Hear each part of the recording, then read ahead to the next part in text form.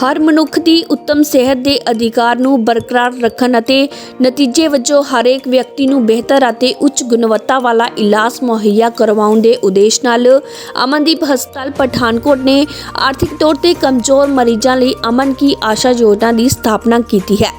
Scheme का उद्देश्य उन्हां आर्थिक तौर ते कमजोर मरीजां की मदद करना है जो कि पैसे की घाट कारण अपनी बीमारियां के इलाज लई घटिया इलाज विकल्पां की चोण करन लई मजबूर होंदे हैं। शुरुआती तौर ते यह पहल सिर्फ 10 बैडां ते केंद्रित होवेगी। इससे लाभपात्रियों नूं सिर्फ 700 रुपए प्रति दिन का मामूली खर्चा सहना पवेगा, जिस विच भोजन भी शामिल होवेगा। हालांकि इस लागत विच दवाइयां अते टेस्ट शामिल नहीं होणगे, जबकि छूट दी जाएगी। ICU विच दाखले अते सिफारिश की सर्जरी के मामले दे विच मरीजां नूं लागत विच भारी छूट दी जाएगी। एज ए ट्रीटिंग डॉक्टर सानू बहुत बार यह एक क्वेरी आती सी कि सर असी ट्रीटमेंट अफोर्ड नहीं कर पाते या कोई पेशेंट ट्रीटमेंट ना अफोर्डेबिलिटी के चक्कर च पेशेंट दाखिल नहीं होंदे सी। तो फिर मैनेजमेंट ने साडे एक ड्राइव शुरू की है to provide the treatment at some subsidised rates. तो उस ड्राइव नूं असी अमन दी आशा का नाम दिता है जो जिस विच जो असी 1 अप्रैल तो शुरू करन जा रहे हैं। ये सबसिडाइज रेट्स तो वो साडे CEO साहब पारितोष जी ने सारा दसता है। तो ये नीडी पेशेंट्स होंगे जोड़े वो बड़े ही घट रेट पर अपना इलाज मुहैया करवा सकेंगे। एक डॉक्टर ट्रीटिंग डॉक्टर वास्ते भी बहुत अच्छी गल हैगी है। कई बार पेशेंट जो अफोर्ड नहीं कर पाते तो उन्होंने फिर पेशेंट इत्थों नहीं एडमिट होंदा। तो वो फिर ट्रीटिंग डॉक्टर को भी एक हुण एडवांटेज मिलेगा कि असी उन्होंने घट रेट से जो भी स्टैंडर्डाइज ट्रीटमेंट असी दे सकीए। तो मैं सारे नीडी जिहड़े भी पेशेंट्स होंगे उन्होंने इत्थे वैलकम करांगा। तो असी चाहते हैं कि यह ड्राइव काफ़ी सक्सैसफुल रहे। डॉक्टर पारितोष है, मैं अमनदीप ग्रुप ऑफ हॉस्पिटल में ग्रुप CEO हूँ। अमन की आशा ये प्रोग्राम उन लोगों के लिए है जो बेस्ट मेडिकल ट्रीटमेंट को अफोर्ड नहीं कर सकते हैं फाइनेंशियल रीजंस की वजह से। पिछले कई दिनों से हमने एक ड्राइव की थी जिसको हम KOL कहते थे। यहाँ के लोगों से, यहाँ के क्या बोलते हैं कम्युनिटी लीडर से और यहाँ के कुछ महानुभावों से मैं मिला था और बार बार मुझे एक रिक्वेस्ट आ रही थी कि यहाँ के जो गरीब लोग हैं और यहाँ के जो अनअफोर्डेबल क्लास है वो अपनी ट्रीटमेंट नहीं करवा पाते हैं या फिर सब्सिडाइज ट्रीटमेंट या कोई सब स्टैंडर्ड ट्रीटमेंट करवाते हैं। सो ये ड्राइव हमने इसलिए शुरू किया है कि उन पेशेंट्स को भी हम एक quality treatment with the same standards दे पाएँ। इसमें वार्ड के पेशेंट को कंजर्वेटिव ट्रीटमेंट के लिए 700 रुपीज़ पर डे के हिसाब से ट्रीटमेंट दिया जाएगा, जिसमें सभी चार्जेस इंक्लूड होंगे। Bed charges, nursing charges, doctor charges, dietary charges, diets वगैरह मिलेंगी उनको। मेडिसिन पे हम लोग 10% फ्लैट डिस्काउंट देंगे फॉर दीज पेशेंट्स।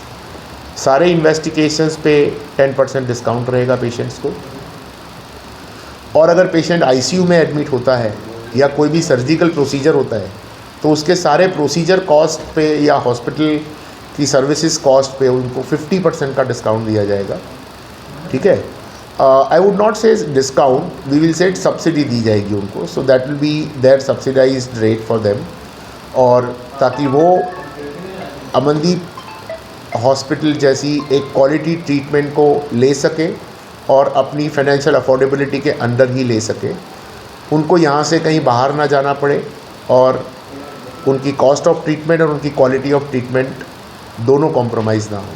इसके लिए सर कैसे वेरीफाई किया जाएगा कि फैमिली अफोर्डेबल नहीं है ट्रीटमेंट के लिए? एक कमेटी डिसाइड की गई है पासी साहब की अगवानी में।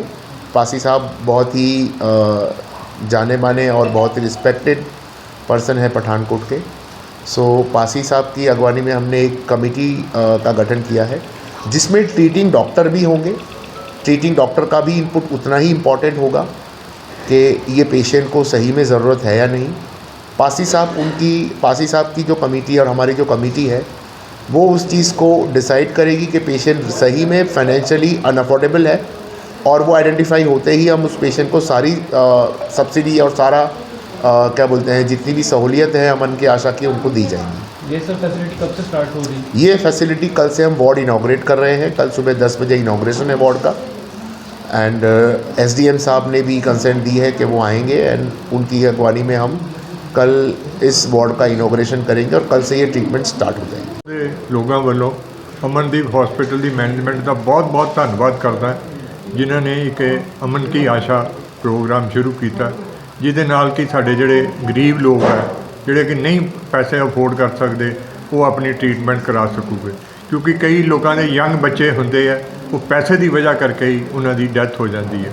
ਲੇਕਿਨ ਅਮਨਦੀਪ ਹਸਪੀਟਲ ਮੈਨੇਜਮੈਂਟ ਨੇ ਜਿਹੜਾ ਇਹ ਪ੍ਰੋਗਰਾਮ ਸ਼ੁਰੂ ਕੀਤਾ ਜੀਵਨ ਕੀ ਆਸ਼ਾ ਅਮਨ ਕੀ ਆਸ਼ਾ, ਇਹ ਪ੍ਰੋਗਰਾਮ ਪਠਾਨਕੋਟ ਦੇ ਲੋਕਾਂ ਵਾਸਤੇ ਔਰ ਆਲੇ ਦੁਆਲੇ ਦੇ ਜਿੰਨੇ ਵੀ ਹਿਮਾਚਲ ਵਾਸੀ ਹੈ ਜਾਂ JNK ਦੇ ਨਜ਼ਦੀਕ ਲੱਗਦੇ ਲੋਕ ਆ ਉਹਨਾਂ ਵਾਸਤੇ ਬਹੁਤ ਬੈਨੀਫਿਸ਼ਰੀ ਹੈ।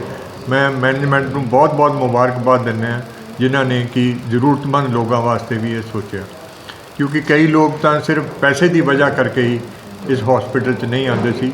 ਜਿਹੜੇ ਕਿ ਲੋਕ ਹੁਣ ਪੈਸਾ ਨਹੀਂ ਅਫੋਰਡ ਕਰ ਸਕਦੇ ਉਹ ਵੀ ਇੱਥੋਂ ਅੱਛਾ ਟ੍ਰੀਟਮੈਂਟ ਕਰਾ ਸਕਦੇ ਆ ਅੱਛੇ ਡਾਕਟਰਾਂ ਕੋਲੋਂ, ਕਿਉਂਕਿ ਅਮਨਦੀਪ ਹਸਪੀਟਲ ਦੀ ਟੀਮ ਜਿਹੜੀ ਹੈ ਬਹੁਤ ਅੱਛੀ ਹੈ ਤੇ ਮੈਂ ਆਸ਼ਾ ਰੱਖਦਾ ਕਿ ਜਿਹੜੇ ਜ਼ਰੂਰਤਮੰਦ ਲੋਕ ਆ ਉਹ ਇਹਦਾ ਫਾਇਦਾ ਉਠਾ ਸਕੂਗੇ। ਜੈ ਹਿੰਦ।